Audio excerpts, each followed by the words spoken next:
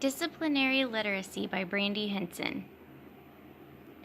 So what is disciplinary literacy?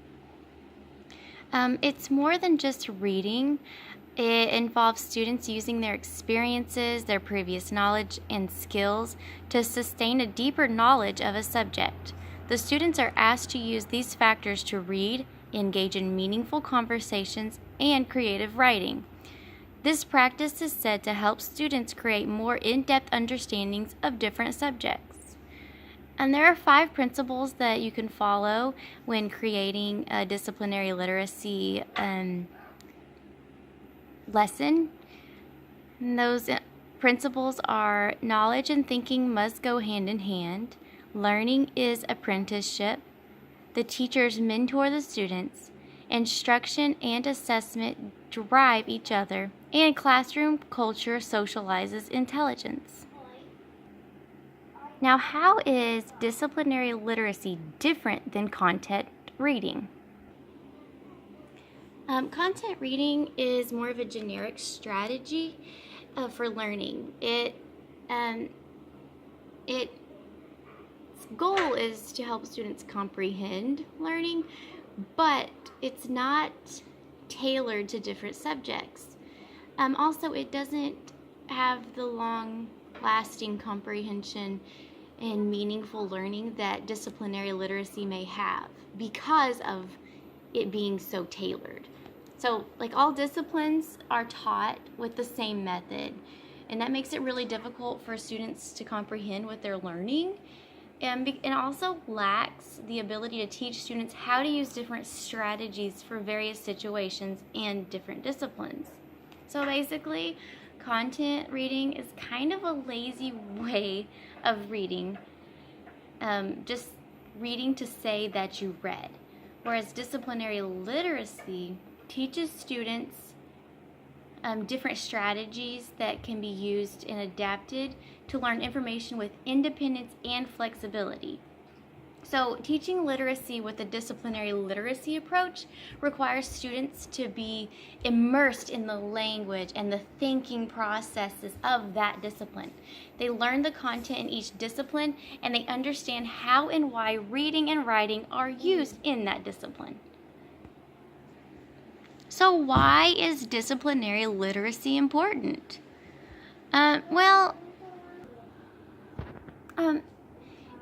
Secondary students really need to be given the tools to understand the differences between each discipline and how they must approach these disciplines in different ways. It's said that literacy in the disciplines is crucial for several reasons. So high school students have shown that their ability to read complex text is strongly predictive of their performance in college math and science courses. So it's also listed as one of the Common Core standards, and that's because it helps students be ready for college and careers. So how is disciplinary literacy used in various subjects?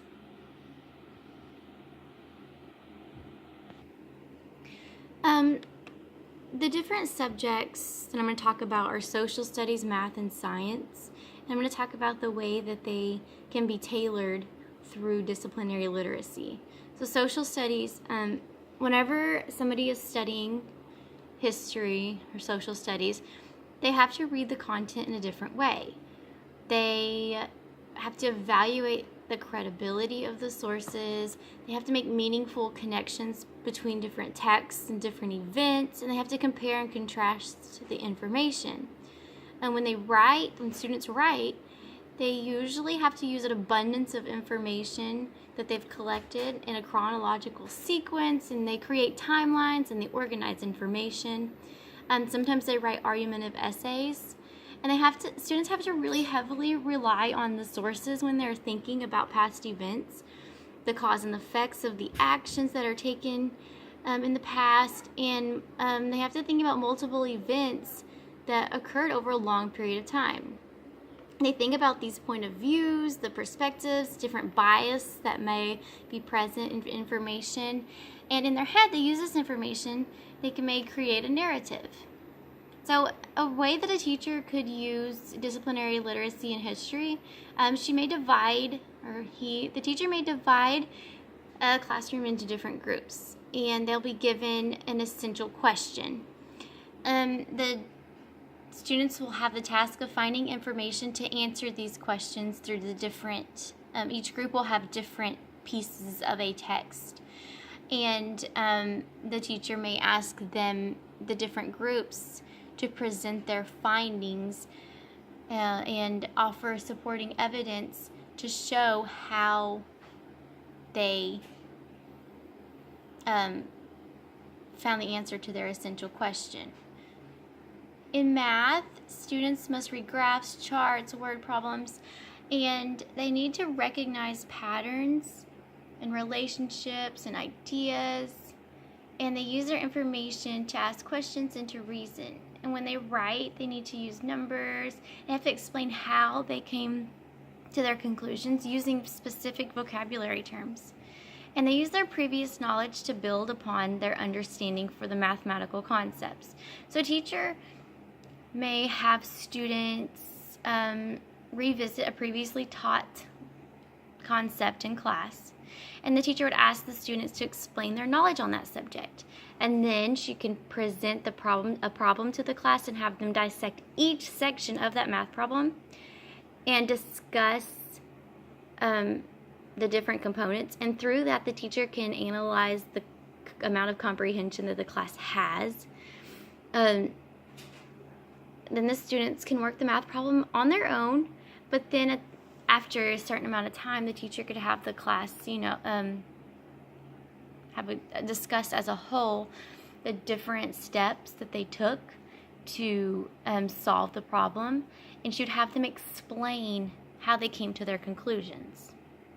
In science, students, they have to search to understand why.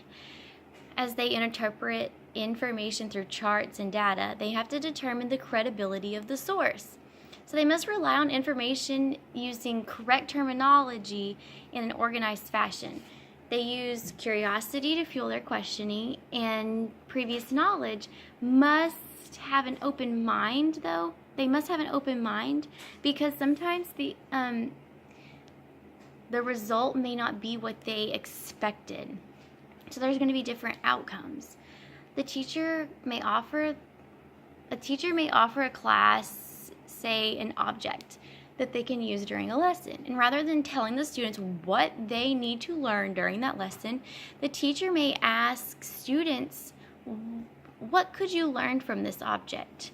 And then what could we do to learn that? So the students are creating the essential question, and then they're using prior knowledge to build upon to find the answer to that essential question. So the teacher will kind of scaffold the students in creating the question that they'll learn for the day, and then provide the tools needed to conduct that activity.